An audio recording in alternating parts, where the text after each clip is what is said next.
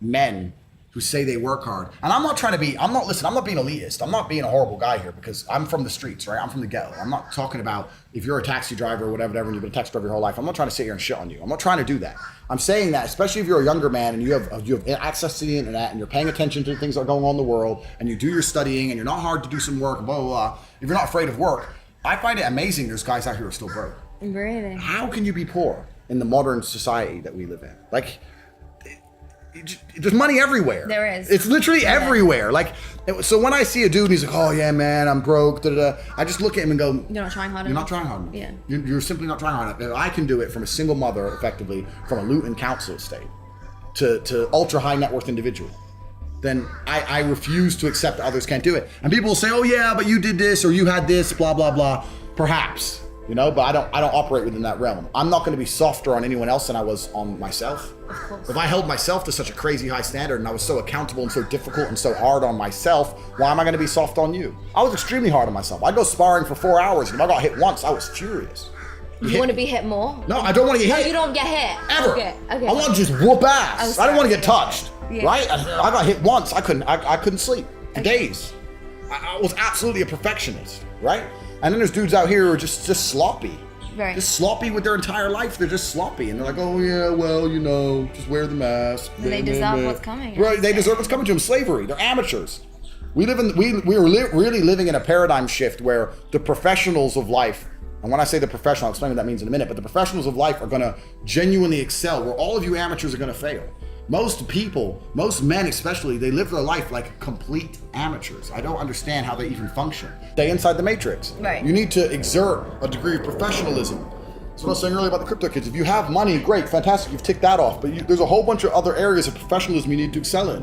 You can give me any firearm on the planet right now, I'm going to hit the target. You can give me any car in the world, basically, I'll outrun the cops. Like, I'm that guy. You need to become that guy. It's practice. You need to go do it. But these dudes just don't do it. We're suffering from cowardice. We talk about all the problems in the world. It's easy to talk about them all. But you can narrow them all down to the exact same thing. Cowardice, masculine cowardice, all of it. All of this is masculine cowardice. That's all it is. And man, I see full-grown men out here like wearing a mask. You're scared of air? So the basic premise is that the paradigm of happiness is completely misunderstood. I believe that, because people always say to me, oh, well, you have all this money, Tate, but are you happy?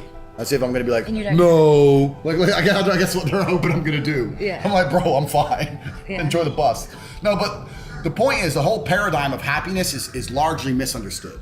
And we talk about happiness in society as if it's the most important metric, and I'd actually argue that it's not an important metric at all. And it's also really, truly amazing how what you define in your mind, the limits you set in your mind of what happy is and what happy isn't, becomes very, very true. So I watched a very interesting documentary once about colors. And it was colors. Yeah. And it was a tribe in Africa that used different words to describe colors. So to them, blue and yellow are the same color, same word, right? And also these two very different shades of green. And I'm talking about like grass and a leaf, like basically the same shade of green. They're completely different colors. So when they showed them blue and yellow and they said, can you tell the difference? They're like, no, it's the same color. I can't tell the difference between the blue and the yellow. Well, they couldn't see the difference? They couldn't see it, even because in their mind it had one word. So because they grew up their whole life and it had one word, those two colors within that spectrum, to them it's just like it's one color. They couldn't see the difference, just like we'd say different variants of pink, it's all pink.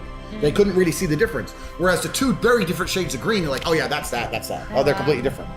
So the point is, their own mental blocks, their own mental barriers where they had mentally decided to put the brakes, controlled their reality. And people often talk about being happy, and what they do is they talk about being happy in the same way a child in their very giddyish Christmas morning happiness. Like, I'm happy. That's never going to be long lasting. That's going to be temporary. If you were like that all the time, you wouldn't even get anything done, right? You wouldn't even be a mature adult. So the idea that you're out here searching for that feeling permanently is asinine and it's immature. That is certainly happy, sure.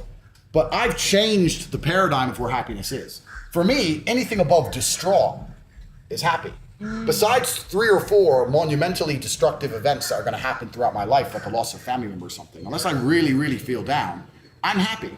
So if I wake up, it's not I'm thinking if I'm happy or not. If I'm not devastated, I'm happy. It's black or white. If it's not black, it's white. So even if I wake up and I'm furious and I'm stressed and I'm pissed off and I got much to do, I'm still happy. I've decided I'm happy. My happiness barrier isn't this little giddyish at the top. My happiness is everything besides feeling distraught. That's how I've designed it in my mind. So I describe myself as a happy person, and I don't really put much merit on my feeling of the day. I've got things to do. I'm an adult. I get my shit done regardless of whether I'm super happy or slightly less happy. I'm still happy and I still perform, and that's it as a whole. So when I meet guys that go, oh, I want to be more happy, I'm like, bro, that is a stupid, destructive way to try and live your life. To constantly self-analyze and compare your happiness to how happy you were at another period and how you're gonna get happy again, trying to get to the top 1 percentile of happiness. It's stupid.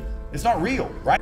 Most of you, in fact, the large majority of you, don't deserve to be happy. Why? Because they haven't done the work it requires to be happy. Yeah. You're not a man of genuine excellence in every human metric. You don't deserve to be happy. You're sitting at your computer with your Bored Ape and your NFTs and $4 million, but you're fat and you're boring and you stink. And you expect yourself to be happy. You don't deserve to be happy. You don't deserve it. You haven't worked for it. Beauty lies on top of the mountain, my friends. You have to climb it. You have to get all the way up there to see the peak and its amazing view. Let me tell you something. I'm happy because all I've done is suffer. That's all I've ever done is suffer. This is how I got here. Suffer. My life's been nothing but suffering and trauma. That's how I got here. That's why my worldview is so brilliant. That's how I can wake up, and as long as no one has a gun to my head, I am happy because I have suffered. You, ladies and gentlemen, haven't suffered enough. And if you haven't suffered, you're never going to be happy. Happiness lies atop a mountain. If it's just laying all over the floor and anyone can pick it up, it has no value. People's entire mental model is skewed. You're a crypto guy, right? You believe in NFTs. NFTs, the whole point of them is that there's one. It's the scarcity that provides the value. If things are not scarce, there's no value to it. Yeah. Right? So it doesn't matter what it is. It doesn't matter if it's financial. It doesn't matter if it's even a good body, right? The fact that a guy has big arms, the reason that has value is because it's rare. If every dude naturally had big arms by default, it wouldn't have a value. So you're talking about happiness as if it should just be laid all over the floor. If everyone could pick up happiness without trying, you still wouldn't be happy because it wouldn't have value, and you'd be aiming for you'd be looking for a new attention of happiness. You'd be looking for something else. You just raised the paradigm. And people who are out here trying to find happiness without trauma and suffering, those are the guys who get addicted to drugs, alcohol, all this crap, because they're trying to find temporary happiness. You're gonna find happiness through pain. That's where happiness comes from as a man. And I know you say you take some of my advice, etc., etc. I love male advice. Yeah, perfect. But it's the struggle that adds the value to things. The reason I'm gonna love my cars so much is because I had nothing. And now I have them. Walked 9 miles. I walked 9 miles. Now I get to do it in a Lambo. It's beautiful. If I was born into money and was just given a Lambo for my birthday, I wouldn't even appreciate it. Yeah. That's the reality. So most of you men out here don't even deserve happiness. You come to me talking about happiness you don't deserve. And you know you don't deserve it because you're a coward and you're lazy and you're weak. You don't deserve happiness. It's good you're unhappy. That's your own mind telling you you need to do more. Because if you were genuinely making an impact on the world and exerting your entire masculine force out into the universe, if you were genuinely doing that, you'd find happiness. So if you're sitting there feeling depressed, it's because you know you're lazy. You know you're not working very hard. And the whole people, especially men, if you have this paradigm in your mind that you should just be happy by default without trying, without working, without any kind of struggle, without any negatives in your life, and you're just gonna be a happy person and you're always just gonna be laughing and giggling in the top 1%, that's asinine. It's not real, and it's a stupid mentality to have. I don't care how happy you are. You have work to do. If any man comes to me and he's looking for guidance, I say, I don't really care how happy you are because you're fat. You got work to do. Come talk to me when you have a six-pack. Otherwise, I don't care. You have too much to get done to be talking about happiness. Most of you men out here have so much to get done before you talk about happiness. It's amazing to me how little work the majority of people out here are doing. You're a full-grown man living in a transitionary period of humanity where the entire financial system is broken and trillions of dollars are created from the sky, and you don't have a single million? You don't have one? They're everywhere. How are you gonna be a full-grown man and not be a millionaire? No, and also, you know what the biggest thing about money with girls is? Because people have this idea that money is gonna help you get girls. Let me explain how money and girls works. Tell us. I'll tell you. And I'll let you know if you're right. I'm right, baby. Let's go. Women love spontaneity. That's the first thing. Money facilitates. Women love fun. Money facilitates. Women love a man who's respected. Money facilitates. So money can help with certain of the things that women find attractive.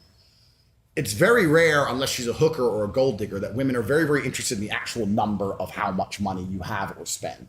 But what women don't want is you lacking the ability to be spontaneous, or lacking the ability to be respected because you're broke, or to feel like she has FOMO, she's missing out on doing certain things. She can't go certain places that her friends go because you're broke. She doesn't want that, right? So it's not the money in and of itself that attracts her. it's the certain options that it gives you as a man that she can find more attractive. I think that's the biggest thing about it. But here's the thing about money most people don't understand, is that for the most beautiful women on earth, the reason they don't really respect your money is every guy they talk to has money. You're never going to go on a date with a broke dude. So every single place you go, you don't pay. So do you actually care how much money that guy really has or how mumuch the dinner really was? Not really, it was just dinner. So the point is that money is not enough to get a beautiful woman. It's enough to qualify you to try. Because she ain't gonna go with a broke dude. And she's gonna go with one of 10 dudes she can go with, and they all have enough money. Maybe more, one is less, but they all have enough money to give her the basic things she wants, bit dinner, bit fun, holiday, blah, blah, blah.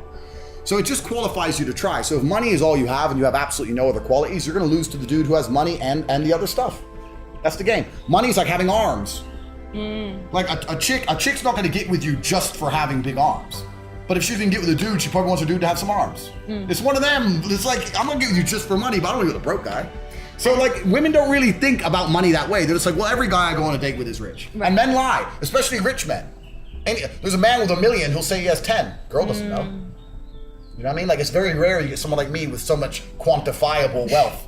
But like, I have a fucking $6 million car, Bugatti, all this kind of thing. So with me, it's hard to lie, right? But there's a whole bunch of guys out here who can catch a 400 grand pump. They can convince a girl he's a multi-millionaire for years. What I'm gonna do is I'm gonna financially incentivize my children. So they're gonna have the ability to be, so when I used to have to run to the gym and suffer and fight, and at the end of it, I still didn't have food, my boy's gonna go through all that and he's gonna fight, and then I'm gonna give him some money. But still he has to suffer, still he has to fight, still he has to win, still he has to run to the gym and back, etc., etc.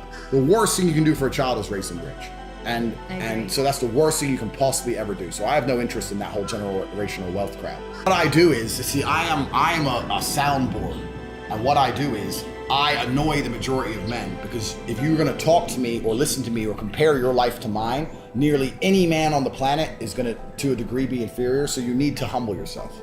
This is the truth. Men need to humble themselves, because especially like, we keep talking crypto, right? Yeah. I'm rich. Yeah, but I'm also rich, and I'm also tall and strong and smart, and I can kick the shit out of you. Yeah. And I've got all these, and I've got political connections, and I'm living a life of freedom, and like, you're rich, but you're afraid to go outside because someone's gonna rob you. So it's very difficult for men to compare themselves to me and not take, to some degree, take an L, so they have to humble themselves. So what happens when I talk to people is either they go, this is inspirational, I wanna learn from this guy, he has so much to teach, he's right, I need to become a professional, I need to be well-rounded, I need to join his network, I need to know the people he knows, I need to have all these assets and these connections, etc., etc. Or people go, he's just so arrogant, he's crazy, and I'm sitting at home with my wife, and I raise my kids, and he's crazy.